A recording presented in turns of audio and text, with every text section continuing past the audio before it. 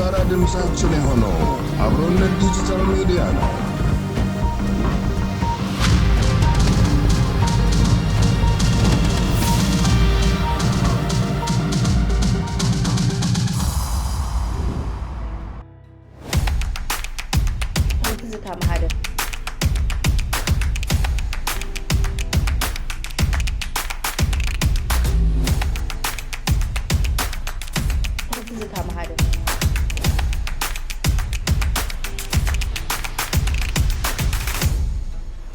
ሰላም ሰላም ውድ የፕሮግራማችን ተከታታዮች እንደምን ሰነበታችሁ እንደምን አረፈዳችሁ።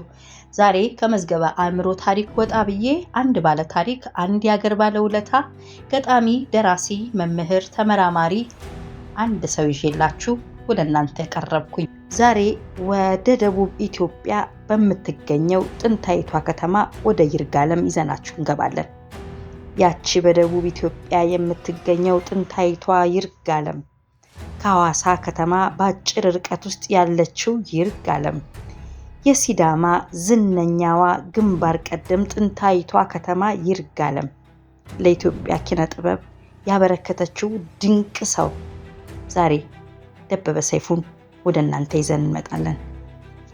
በአንድ ወቅት ደበበ ሰይፉ ለዚች ውብ ከተማ እንዲህ ብሎ ገጥሞላት ነበር።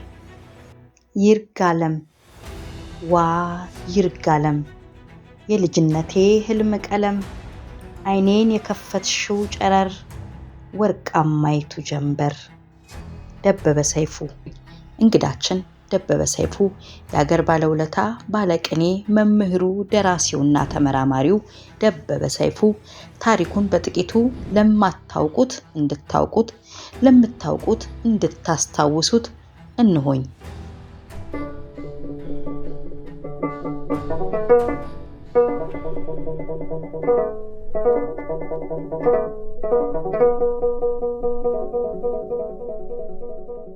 የአክሱም ጫፍ አቆማዳ ደበበ ሰይፉ።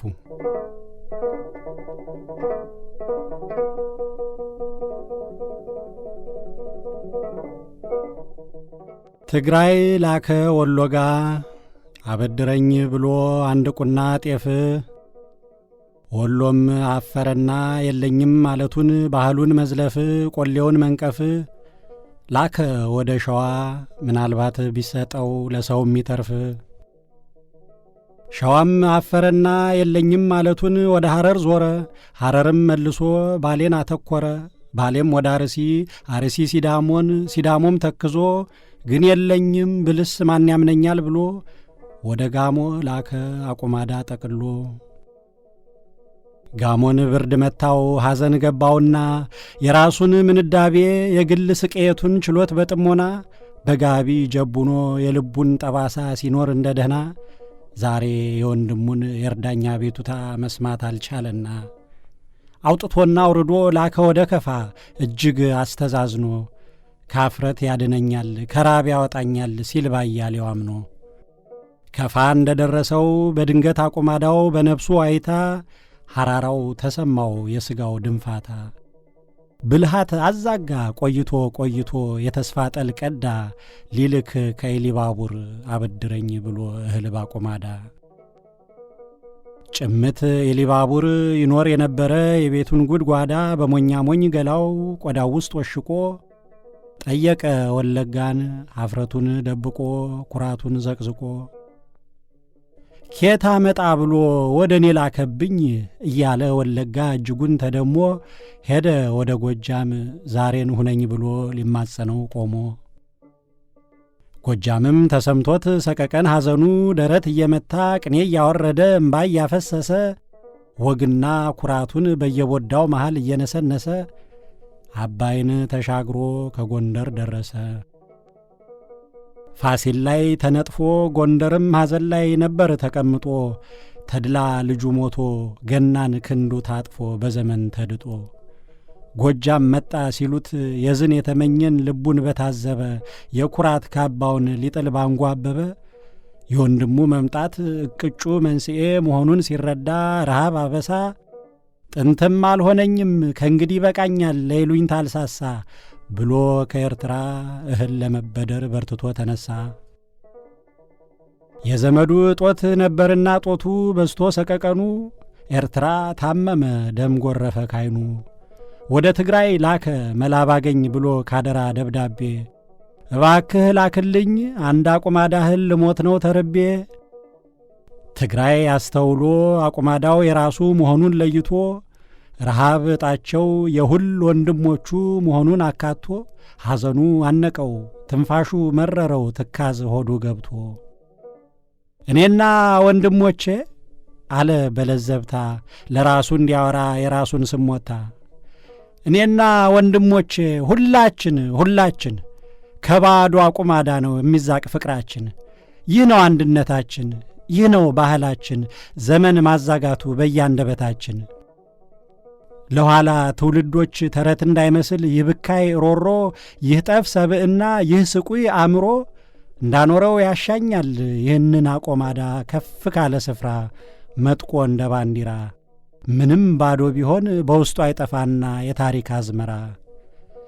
ይህንን ተናግሮ ከአክሱም ሐውልት ዘንድ ትግራይ ተጠግቶ አንዴ እየጸለየ አንዴ እየዘመረ ያለ መጠን ተግቶ ጫፉ ላይ ሰቀለው ያንን አቆማዳ አውጥቶ 1967 ዓ.ም ደበበ ሰይፉ።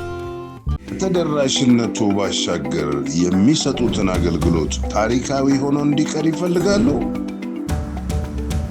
እንግዲያውስ ሁሌም ታሪክን ለትውልድ በሚያስተላልፈው በአብሮነት ዲጂታል ሚዲያ አገልግሎቶንና ምርቶን ያስተዋውቁ። ለበለጠ መረጃ ስልክ ቁጥር ከዚህ በታች ይመልከቱ። ባለቅኔው ደበበ ሰይፉ በኢትዮጵያ የሥነ ጽሑፍ ዓለም ውስጥ በሥነ ግጥም ችሎታቸው አንቱ ተብለው ባለቅኔ ወደ መባል ደረጃ ከደረሱት ልሂቃን መካከል አንዱ ነው። በአዲስ አበባ ዩኒቨርሲቲ ውስጥ ለረጅም ዓመታት ከማስተማሩም በላይ የኢትዮጵያ ቋንቋ በተለይም አማርኛን የሥነ ጽሑፍና የመደበኛ ትምህርት ማካሄጃ ለማድረግ በነበረው እንቅስቃሴ ውስጥ ያበረከተው አስተዋጽኦ በእጅጉን ግዙፍ ነው። የኢትዮጵያን የሥነ ጽሑፍ፣ የሥነ ግጥምና የቲያትር ጥበብን ታሪክ በማጥናትና በመመራመር ረገድ ለትውልድ አቆይቶ ያለፈው መረጃ ለዘላለም ስሙ እንዲነሳ ያደርገዋል። የአያሌ ታላላቅ ሰብዕናዎች ባለቤት የሆነውን ምሁር ዛሬ በጥቂቱ እናነሳሳው። መምህሩን፣ ገጣሚውን፣ ጸሐፊው ተውኔቱን፣ ተመራማሪውን ሰው ደበበ ሰይፉን። ደበበ ሰይፉ ሐምሌ 5 ቀን 1942 ዓ.ም የተወለደባትና ያደገባት ከተማ ይርጋለም ትባላለች። ይርጋለም በደቡብ ኢትዮጵያ ከሚገኙ ጥንታዊ ከተሞች መካከል አንዷ ነች። ከሐዋሳ ከተማ በአጭር ርቀት ውስጥ ያለች ይርጋለም ሲዳማ ውስጥ ዝነኛ ከሆኑ ከተሞች መካከል ግንባር ቀደሟ ናት። ይርጋለም ጥንታዊት ናት። ከዚያም አልፎ ጥንት የደቡብ ኢትዮጵያ ዋና ከተማ ሆና የልዩ ልዩ ሕዝቦች መናኸሪያ ነበረች። ይቺ ከተማ በ1940ዎቹ፣ 50ዎቹ፣ 60ዎቹ ውስጥ ከልዩ ልዩ የደቡብ ከተሞች ተማሪዎችን እያመጡ የመካከለኛና የሁለተኛ ደረጃ ትምህርታቸውን የሚከታተሉባት ማዕከል ሆና ቆይታለች። ይርጋለም ህብረ ሕዝብ ያለባት የኢትዮጵያ ምሳሌ ናት። እናም በዚች ከተማ ውስጥ ተወልዶ ያደገው ደበበ ሰይፉ ለኢትዮጵያ ኪነ ጥበብ ሰፊ ብርሃን ሰጥቶ ያለፈ የኪነት ፀሐይ ነበር። ደበበ ሰይፉ የሁለተኛ ደረጃ ትምህርቱን ከዚህ ከአዲስ አበባ ውስጥ በኮከበ ጽባ ትምህርት ቤት ካጠናቀቀ በኋላ ወደ ቀድሞ ቀዳማዊ ኃይለ ሥላሴ ዩኒቨርሲቲ ተብሎ ከሚታወቀውና በአሁኑ አዲስ አበባ ዩኒቨርሲቲ በመግባት ስነ ጽሑፍን መማር ጀመረ። ከዚያም በ1965 ዓ.ም ከዚሁ ዩኒቨርሲቲ በከፍተኛ ማዕረግ ተመረቀ። ቀጥሎም በዚያው በዩኒቨርሲቲ ውስጥ ስነ ጽሑፍን ማስተማር ጀመረ። እንደ ደበበ ሰይፉ ያሉ መምህራን በዚህ ትምህርት ቤት ክፍል ውስጥ መቀላቀል ሲጀምሩ ዲፓርትመንቱ እያደገና እየተስፋፋ የመጣበት ዘመን እንደሆነ መረጃዎች ያመለክታሉ። ምክንያቱም የጥናትና የምርምር ውጤቶች በስፋት መሰራት ጀመሩ። ለምሳሌ ደበበ ሰይፉ የኢትዮጵያ የሥነ ግጥምና የሥነ ጽሑፍ ታሪክን፣ በዚህ ታሪክ ውስጥ ደግሞ ኪነታዊ አስተዋጽኦቻቸው ሰፊ የሆነው ጎምቱ አበው ጸሐፊያንን ታሪክና የአጻጻፍ ቴክኒካቸውንም ጭምር እያጠና ማቅረብ ጀመረ። ያለፈው የጥበብ አሻራ ለመጪው ጥበብ የሚያቀብለውን መረጃ እየወሰደ ትውልዱን በጥበብ ማስተሳሰር አንዱ ተግባሩ ነበር። የአንዲት ሀገር ማንነት ተቀርጻ ከሚኖርባቸው ጉዳዮች ዋነኛው ስነ ጽሑፍ ነው።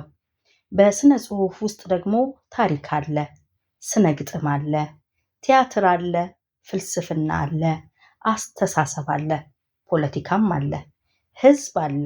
እረ ብዙ ነገሮች አሉት።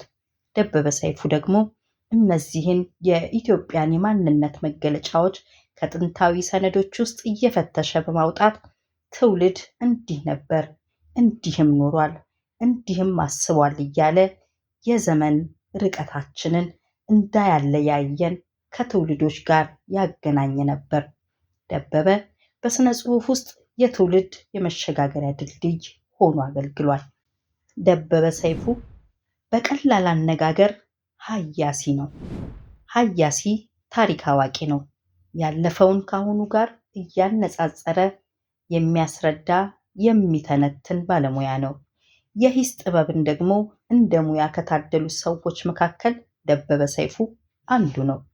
በኢትዮጵያ የዘመናዊ ሂስ ጥበብ ውስጥ በግንባር ቀደምነት የሚጠቀስ ሰው ቢኖር አንዱ ደበበ ሰይፉ ነው። ደበበ ገጣሚ ነው። በአገጣጠም ችሎታው ውብና ማራኪነት የተነሳ ብዙዎች ባለቅኔው ደበበ ሰይፉ እያሉ ይጠሩታል። ይህ በስነ ግጥም ዓለም ውስጥ የተሰጠው ጸጋ ከሌሎቹ ጉዳዮች ሁሉ ገዝፎ የሚነገርለት ነው።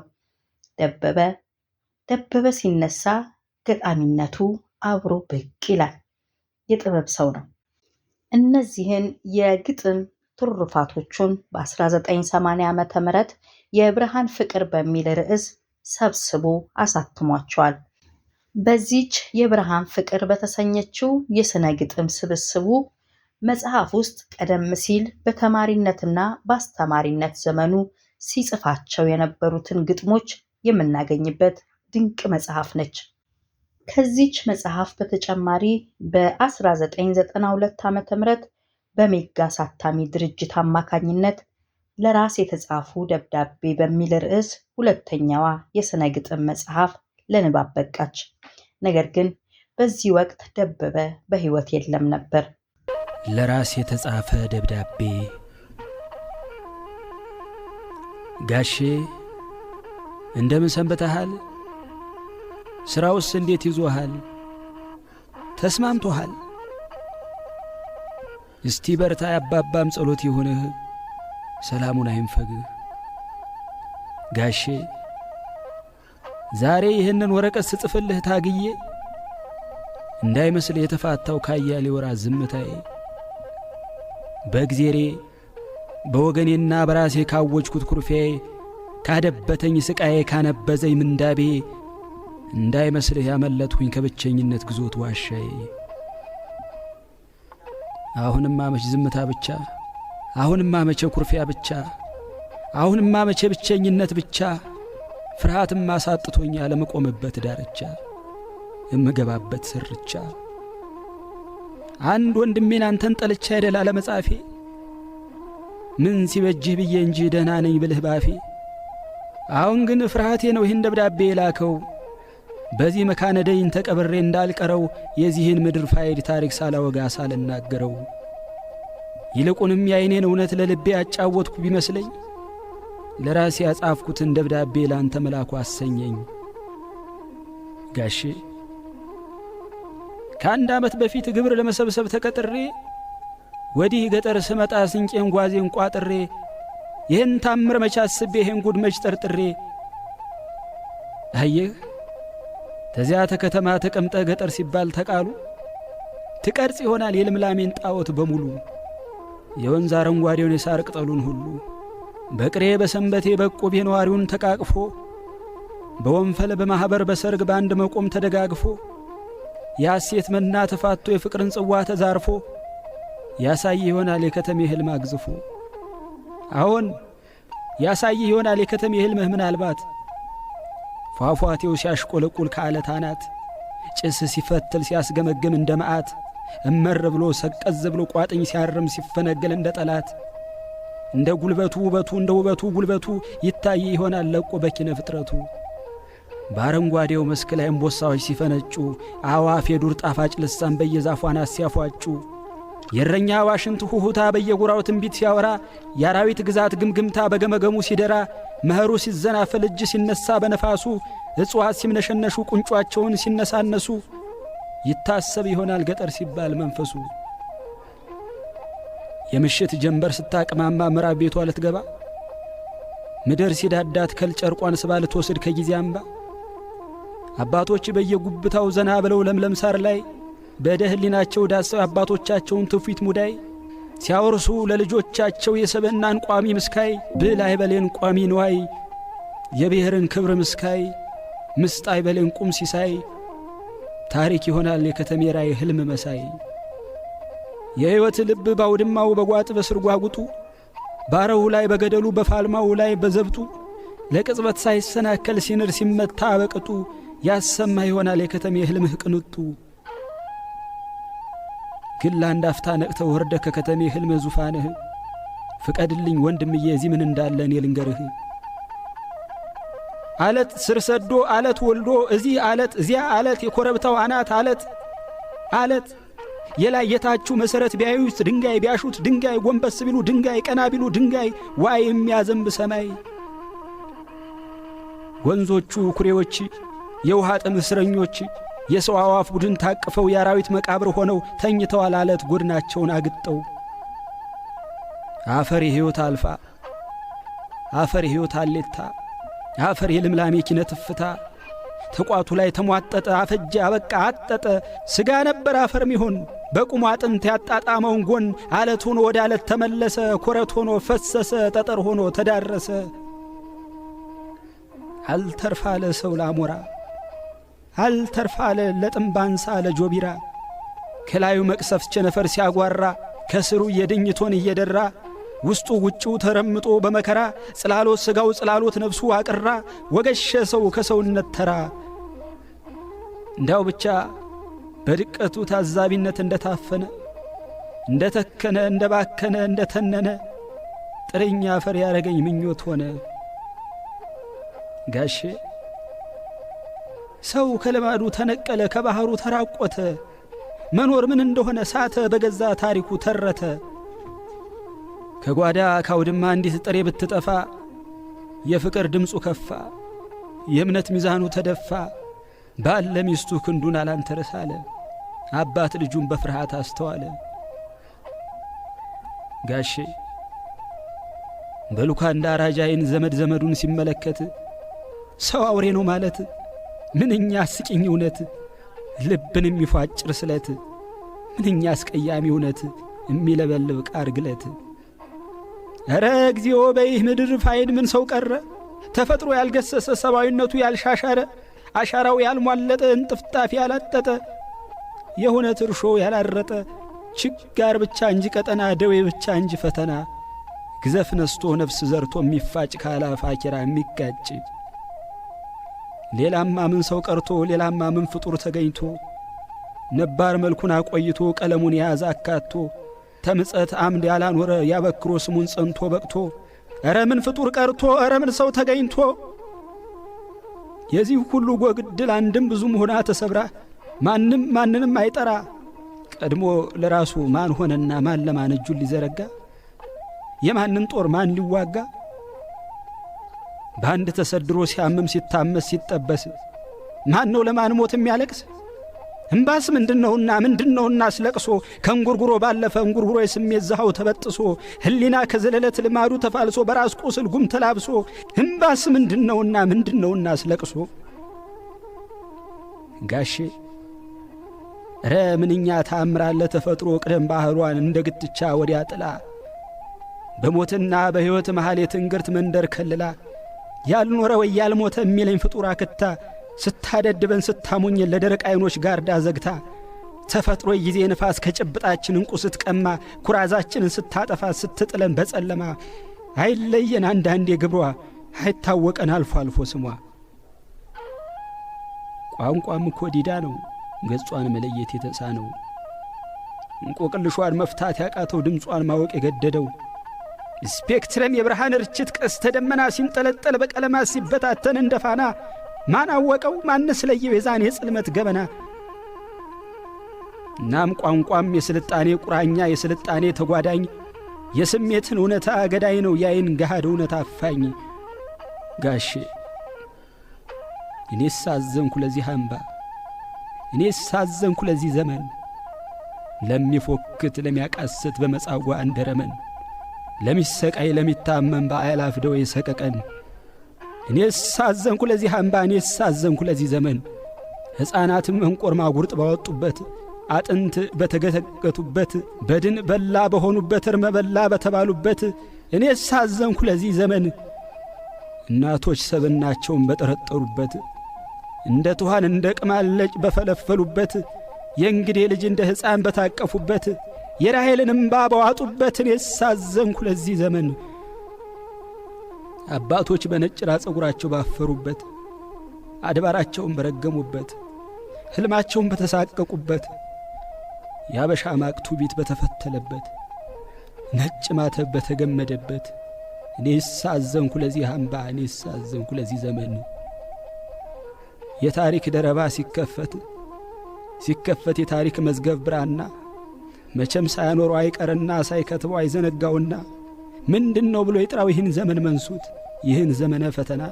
ይበቅል ይሆን ከዚህ ጠፍ ላይ ከዚህ መና ከዚህ ሆና ተስፋ ማድረግን የሚያውቅ ህልው ሳቅን የሚያውቅ ስብዕና የሰላም ሪቅ የጤና የፍቅር የአንድነት ጋዘና ይበቅል ይሆን በትንሣኤ እንድናምን ያሸት ይሆን አዝመራው ያፈሩ ይሆን ተክሎቹ ያብቡ ይሆን እጽዋቱ ይተሙ ይሆን ንቦቹ ይዘምሩ ይሆን ወፎቹ በትንሣኤ እንድናምን ይደራ ይሆን ኮከበ ጽባህ እንቁጣጣሽ ችቦ በእምነት ባለኝታ ጉንጉን ተዎ በቀስተ ደመና ተከቦ ተሞሽሮ ባደይ ወርቀ ዘቦ ይደራ ይሆን ይኖር ይሆን ወይ አረማ ይኖር ይሆን ወይ ባንዲራ ሰውን የመሰለ ቀለም ያለው ሰውን የመሰለ አሻራ የማይወድቅ የማይታጠፍ ሰንደቁ የማይከስም የማይዳፈን ደመራ ይኖር ይሆን? ጋሼ የከተሜ ህልምህ ከፊት ካልተጨፈቀ እንደ ጅብራ ይታይ ወንድም የዚህ ህዝብ አሳር መከራ። ምንም እንኳን የምጸት ቢሆን የናንተና የሱ መታደም አብሮ ምንም እንኳን አንድነታችሁ ቢሆን የባብ የጓጉንቸር ኑሮ መሰልጠን መሰይጠን ሳይሆን አይናችሁ ይከፈት ዘንድሮ። ለእናንተ ማዳበሪያ ሆኖ ከወዙ አልፎ ራሱን የገበረ አንደበቱ እንደራበው በዝማም ታስሮ የኖረ የዋህ ፍጡር ጉልጥምቱ ነው እዚህ የቀረ 10 ናፋቂው ነው እዚህ ያደረ። በሞቱ እንደዋጃችሁ በንጥፈቱ እንደፋፋችሁ በዋይታው እንደሳቃችሁ በጣመኑ እንዳሳረፋችሁ በጣረ ሞት ጣቱ ሳይጓጉጣችሁ በዕለት ጥርሱ ሳይቦጭቃችሁ እስቲ በሱ ምንድን እስቲ በሱ ተራችሁ እስቲ በሉ ለጥያቄው ምንድነው መልሳችሁ? አሁን ዛሬም ከተማቸው ሙታን ገዢ ፈላጭ ቆራጭ አሳሪ የሞተውን አሟች የተቀበረውን ቀባሪ የአስከሬናት ግብር አስገባሪ የሙታን ላብ አቅራሪ ስትልኩ ሳይ የብድ ሳቅ ያስቀኛል መሰሪ ወጋችሁን ማወቄ ጠልቆ ይወጋኛል። ግና ድሮም እንጂ ባንበሳ መንጋጋችሁ በነብር ማጉርጣችሁ በጥምባንሳ መንቆራችሁ በላሽ በባምላሳችሁ በጊንጥ በዘንዶ ጅራታችሁ በገበሎ ትንፋሻችሁ በሌላማ ማን ሊያውቃችሁ? ከቶ እዚህ ማን ነው ምን አለው ከናንተ ወሬ ያሉ ባልታ? ከቶ እዚህ ማን ምን አለው ከናንተ ወሬ ያሉ ባልታ? ከናን ዝባዝንኬ ቀረርቶ ከናን ሽለላ ድንፋታ ከናንተ ጅኒ ቁልቋል ከናንተ ተረብሩምታ አሁን እንደ ተረታችሁ የደላው ሙቃኛሃል ሕይወትን በመታደግ ሳይሆን በጥናቷ ብቻ ይረታል።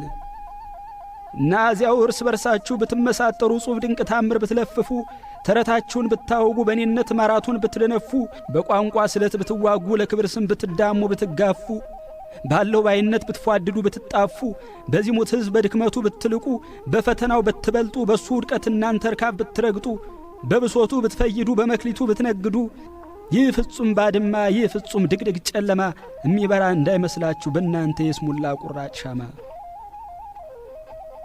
ግን መጋረጃው ያልተነሳ ተውነት ያልተፈታ እንቆቅልሻለውና ጨለማ ነፋስ እሳተ ገሞራን ሊታቀፍ ይችላልና ጠፍ ባድማ አይን ያለው ይህ ልብ ያለው ያስተውል፣ ጆሮ ያለውም ይስማ። ጋሼ ምናልባት ፊት ቅጭም ቢል በይሄ ደብዳቤ የእውነት ምሬት ነው ዋቤ እና በልደህና አሁን ይህን ደብዳቤ ማኑርልኝ እናንተ ጋር ላለው እኔነቴም ነውና የተጻፈልኝ። ተደራሽነቱ ባሻገር የሚሰጡትን አገልግሎት ታሪካዊ ሆኖ እንዲቀር ይፈልጋሉ። እንግዲያውስ ሁሌም ታሪክን ለትውልድ በሚያስተላልፈው በአብሮነት ዲጂታል ሚዲያ አገልግሎቶንና ምርቶን ያስተዋውቁ። ለበለጠ መረጃ ስልክ ቁጥር ከዚህ በታች ይመልከቱ። ስራዎቹ ዘላለማዊ ናቸውና እርሱ በሕይወት በሌለበት ወቅትም የትውልድ ሐሴት በመሆናቸው ይታተሙለታል።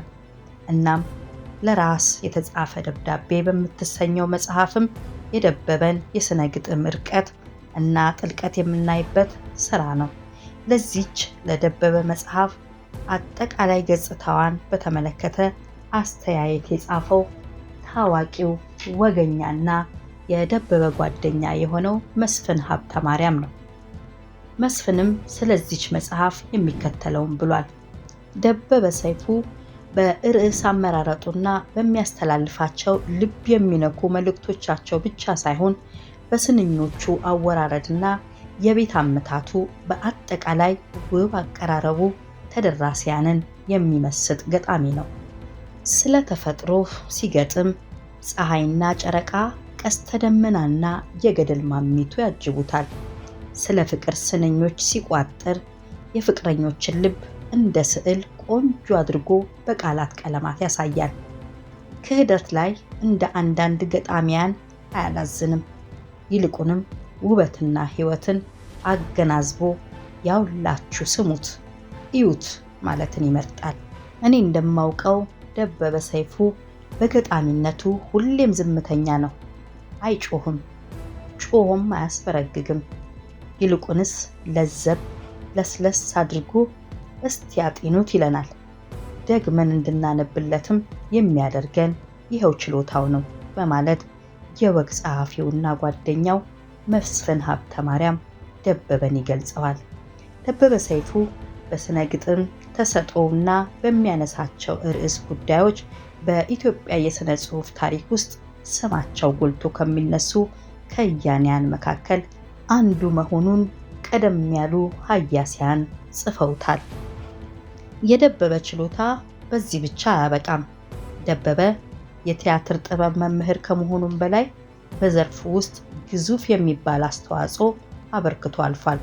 ደበበ በመድረክ ላይ የሚሰሩ ቲያትሮችንና የቲያትር ጽሑፎችን ያያያዛቸውን ሐሳቦች በመተንተንና ሂስ በመስጠት ለዘርፉ እድገት የበኩሉን ሚና ተጫውቷል። ደበበ የቃላት ፈጣሪ ነው። ለምሳሌ በቲያትር ዓለም በአጠቃላይ በሥነ ጽሑፍ ዓለም ውስጥ በእንግሊዝኛ ቋንቋ መጠሪያ የሆኑ ሙያዊ ቃላትን ወደ አማርኛ በማምጣት አቻ የሆነ የአማርኛ ትርጉም በመስጠት ይታወቃል።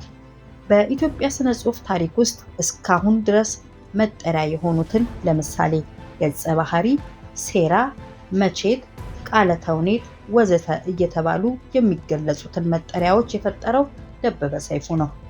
ካራክተር የሚለውን የእንግሊዝኛ መጠሪያ ገጸ ባህሪ በማለት አቻ ትርጉም ሰጥቶታል።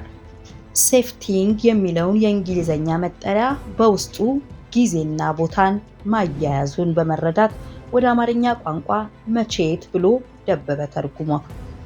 መቼት ማለት መች እና የት ማለት ሲሆን ጊዜና ቦታን ይገልጻል። ዲያሎግ የሚለው የእንግሊዝኛ ቃል ተዋናዮቹ በትወና ወቅት የሚናገሩት ሲሆን ይህን ዲያሎግ የተሰኘውን ቃል ወደ አማርኛ አምጥቶ ቃለ ተውኔት በማለት የተረጎመው ደበበ ሰይፉ ነው። ደበበ እነዚህንና ሌሎችንም ስነ ጽሑፋዊ ቃላትን በመፍጠር በትውልዶች አንደበት፣ አእምሮና ብዕር ውስጥ ለዘላለም እንዲኖር ያደረገ ጥበበኛ ነው። ደበበ ሰይፉ ለዚሁ ለቲያትር ትምህርት ዘርፍ ካበረከታቸው አስተዋጽኦች መካከል ለትምህርቱ መጎልበት ይረዱ ዘንድ በ1973 ዓ.ም መጽሐፍን አሳትሟል። መጽሐፏ የቲያትር ጥበብ ከጸሐፊያን ተውኔቱ አንጻር የምትሰኝ ርዕስ የያዘች ሲሆን ለሀገራችን ቲያትር ሙያተኞች እንዲበራከቱና በእውቀት ላይ የተመሰረተ ግንዛቤ እንዲኖራቸው ሰፊ ድርሻ አበርክታለች። ደበበ በዚህ በቲያትር ዘርፍ ውስጥ የተጻፉ የንባብ መጽሐፍት ያለመኖራቸውን ክፍተት ተገንዝቦ ያንን ክፍተት ለመሙላት ሙያዊ ጥሪውን ያዋጣ ባለሟል ነው። ደበበ ሰይፉ ጸሐፊ ተውኔትም ነው። በርካታ ተውኔቶችን ጽፎ ለመድረክ አብቅቷል። አንዳንዶቹ ደግሞ ለምሳሌ ክፍተት የተሰኘ ተውኔቱ በኢትዮጵያ ቴሌቪዥን ለበርካታ ጊዜያት ታይቷል። በዚህ ክፍተት በተሰኘው የደበበ የቴሌቪዥን ድራማ ላይ በመተወን ተፈሪ ዓለሙ፣ አለማየሁ ታደሰና ሙሉ ዓለም ታደሰ ድንቅ የሆነ ብቃታቸውን አሳይተውበታል። ደበበ ሰይፉ ከጻፋቸውና ከተረጎማቸው ተውኔቶች መካከል የሚከተሉት ዋና ዋናዎቹ ናቸው። ከባህር የወጣ አሳ፣ እናትና ልጆቹ፣ እነሱ እነሷ፣ ሳይቋጠር ሲተረተር፣ የሕፃን ሽማግሌ፣ ማክቤዝና ጋሊሊዮ ጋሊሊ ይገኙበታል። ከነዚህ ሌላም በ1973 ዓ.ም ማርክሲዝም የቋንቋ ችግሮቹ የሚል መጽሐፍ ከማሳተሙም በላይ በ1960 ዓ.ም ያዘጋጃት የሶስት አጫጭር ልቦለዶች መድቡል የሆነችው ድርሳኑ ትጠቀሳለች። ደበበ ሰይፉ ከነዚህ ከረቀቁና ከመጠቁ ምሁራዊ አስተዋጽኦ በተጨማሪ በበርካታ ኪነ ጥበባዊ ጉዳዮች ላይ አሻራውን ያሰፈረ ነው።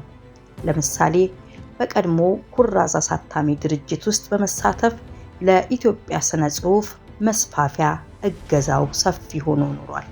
በኢትዮጵያ ሬዲዮ ውስጥም የኪነ ጥበብ ዘርፍ ውስጥ ያሉትን ፕሮግራሞች አማካሪ ሆኖ ሰርቷል። በአዲስ አበባ ዩኒቨርሲቲ ውስጥ የቋንቋዎች ተቋም ጆርናል አሳታሚ ኮሚቴ ሊቀመንበር ሆኖ አገልግሏል።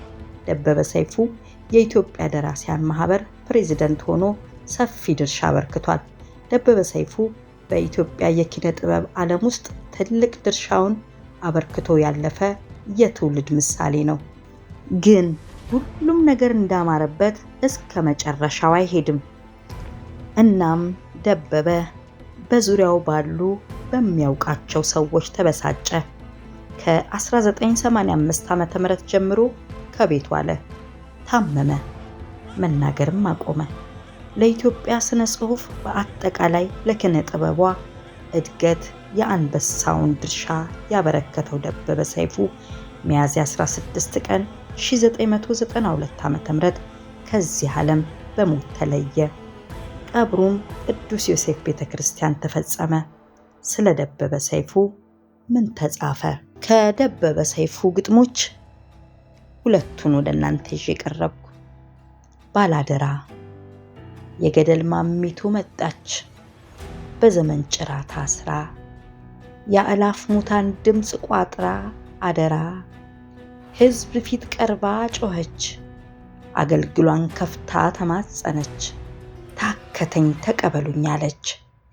ግማሾቹ የቻሉትን ወሰዱላት፣ ያልቻሉትን መለሱላት፣ ሌሎቹ ሌላ ነገር አኖሩላት፣ ካንቺ ሌላ አናምን እያሏት።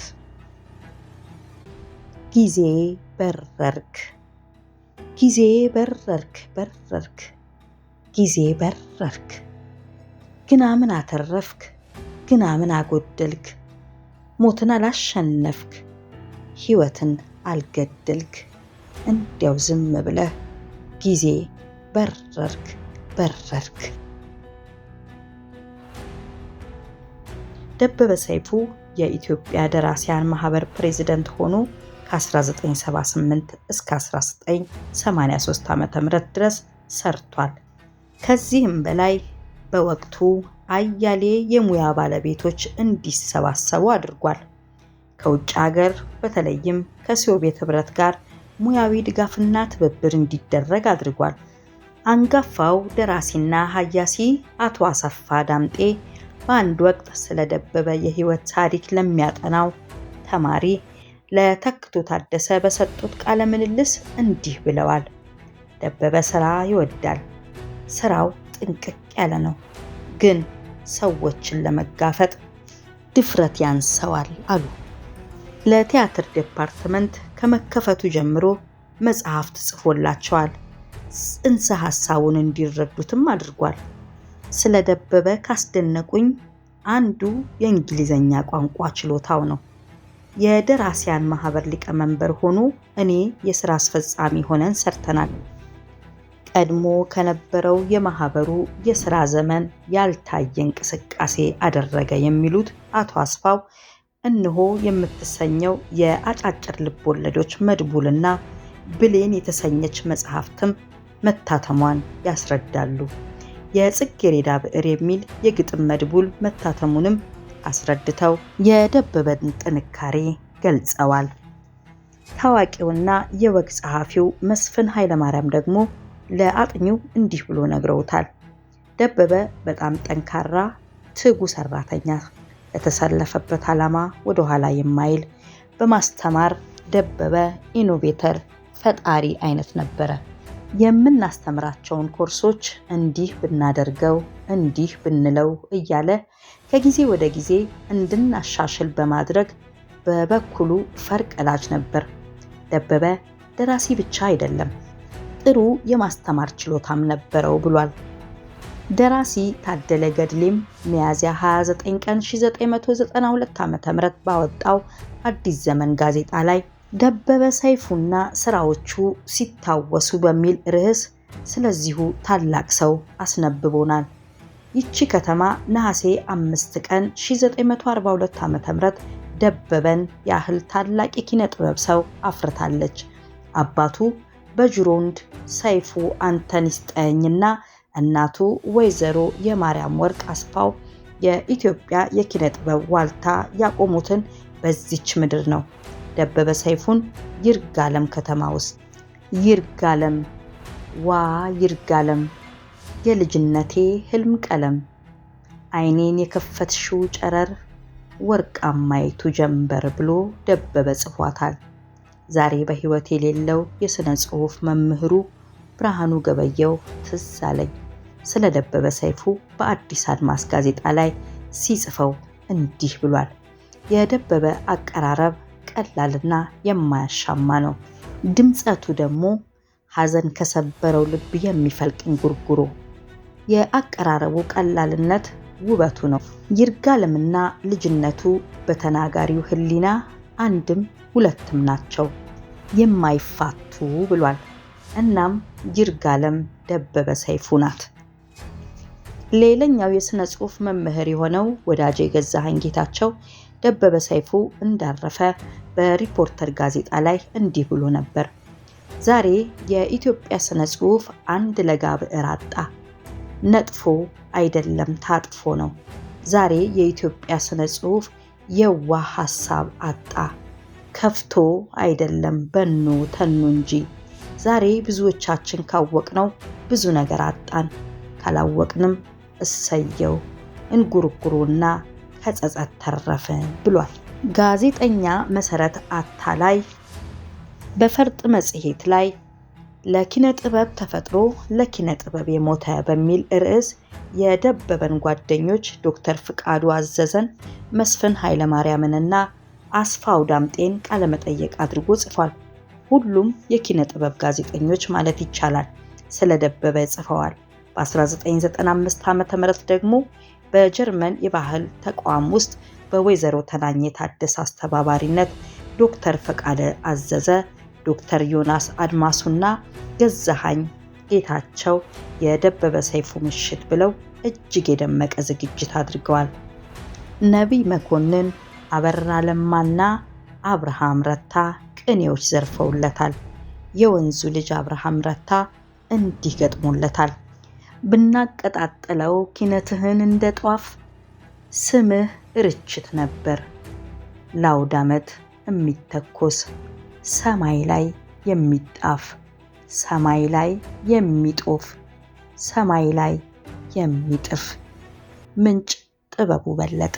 ውድ ተመልካቾቻችን ስለ ደበበ ሰይፉ ብዙዎች ብዙ ብለዋል፣ ብዙ ተነግሮለታል። ነገር ግን ጥሩ ነገር ይደገማል። ዛሬም ነገም ትውልድም ሲደግመው ይኖራል።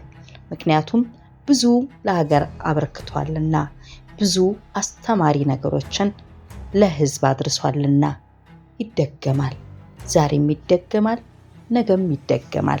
ተደራሽነቱ ባሻገር የሚሰጡትን አገልግሎት ታሪካዊ ሆኖ እንዲቀር ይፈልጋሉ?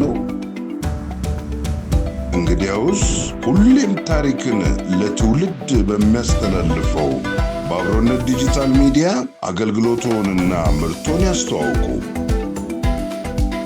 ለበለጠ መረጃ ስልክ ቁጥር ከዚህ በታች ይመልከቱ።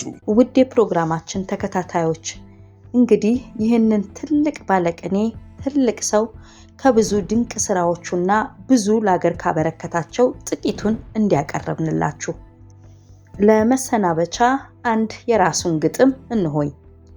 ለምን ሞተ ቢሉ ለምን ሞተ ቢሉ ንገሩ ለሁሉ ሳትደብቁ ከቶ ከዘመን ተኳርፎ ከዘመን ተፋቶ። እንግዲህ ተመልካቾቻችን እሱ እንዳለን ብለናችኋልና ለሚቀጥለው ፕሮግራማችን ሌላ እንደዚህ አንጋፋና ታሪካዊ ሰዎችን ይዘን እንገናኛለን። እስከ ሳምንት ቸርን ሰንብት። እንደነዚህ አይነት ታሪኮች እንዲደርሷችሁ ሰብስክራይብ ማድረጋችሁን አትዘንጉ። በተጨማሪም ኮሜንታችሁ ያሳድጉናልና ኮሜንት ማድረግም አትቆጠቡ እንላለን። ትዝታ ማህደር